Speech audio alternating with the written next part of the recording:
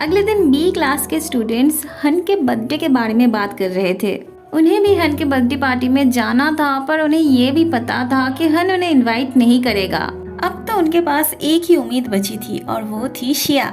वो सब शिया से रिक्वेस्ट करने लगते हैं कि वो जाके हन से कहे उन्हें इनवाइट करने के लिए, पर शिया तो खुद ही हन की पार्टी अटेंड नहीं करना चाहती थी। पर थोड़ी देर बाद हन खुद आके बी क्लास के सारे स्टूडेंट्स को अपने बर्थडे पार्टी पे इनवाइट करता है, पर शिया जाने से मना कर देती है।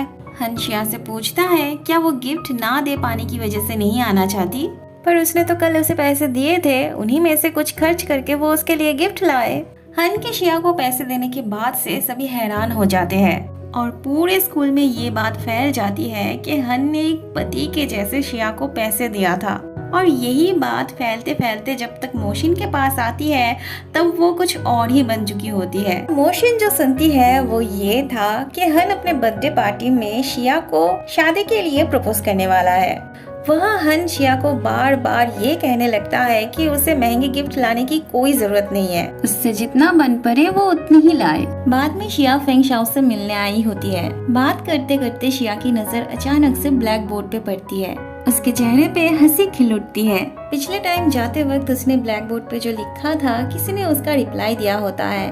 और ये सिर्फ आज की बात नहीं थी, बल्कि बहुत टाइम से शिया को उसकी वेल विशर की रिप्लाई मिल रही थी। शिया ने कुछ कपड़े डिजाइन किया था जो कि बाजार में बहुत ऊंचे प्राइस में बिके थे। उसके पैसे फेंग शाओ शिया को देता है, जिसमें से आधे पैसे शिया फेंग शाओ को देती है, क्योंकि उसके मॉम के जाने के बाद उसका अपना कहने वाला बस एक फेंग शाओ ही था।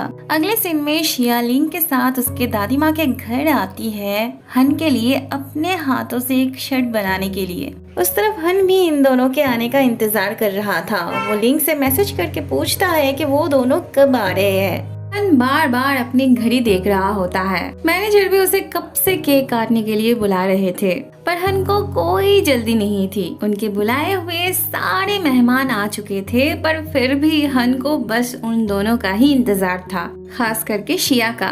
मोशिन इतनी सज सवर के हन के लिए इतने प्यार से गिफ्ट लाती है, पर हन को उसकी तरफ कोई ध्यान ही नहीं होता। पूरे पार्टी में सभी शिया को ढूंढ रहे थे। शिया को ना देख के सभी हैरान होने लगते हैं। वहाँ पे हन का शर्ट भी बन चुका होता है। फिर दोनों पार्टी के लिए निकलते हैं। वहाँ हन मोशिन की तरफ देख भी नहीं रहा था, पर मोशिन हन के पीछे पीछे चल रही थी। मैनेजर जिस तरह से बार बार हन से आके पूछ रहे थे केक काटने के लिए, उससे लग रहा था कि हन से ज्यादा उन्हें जल्दी थी केक काटने की। पर हन को भी उनके आने से पहले केक नहीं काटना था। थोड़ी देर बाद ही ये दोनों चले आते हैं। तब मैनेजर उन्हें बताते हैं हन उनके आने के इंतजार में बेचैन हो पड़ा था, पर हन इस बात को डिनाई करता है।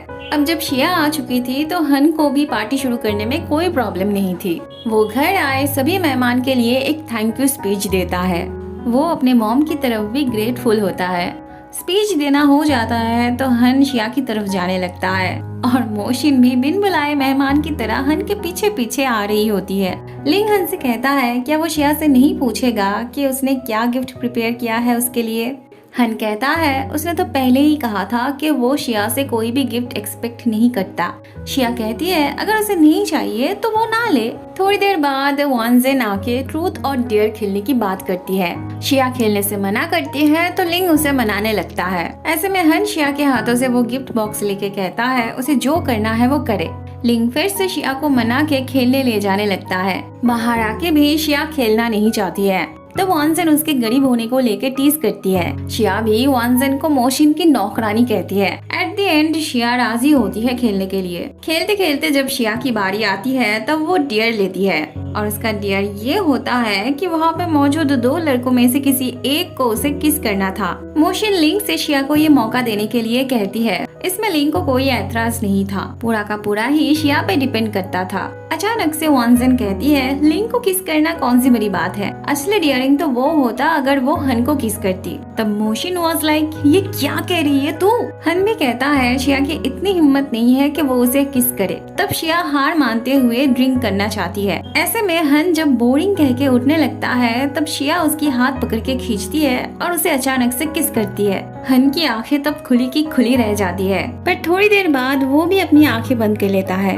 अब मोशन को कैसा लग सकता है ये तो तुम्हें समझ आ ही गया होगा। शिया के बाकी दोस्त भी हैरान हो जाते हैं। वहाँ हन की मॉम बहुत एक्साइटेड हो पड़ती है और वो बहुत खुश होती है इन दोनों के लिए। शिया कहती है, किसने कहा उसकी हिम्मत नहीं है डेयर करने की? हाँ हाँ, शिया ने सबके सामने ये साबित कर दिया था कि वो कितनी डेयरिंग है।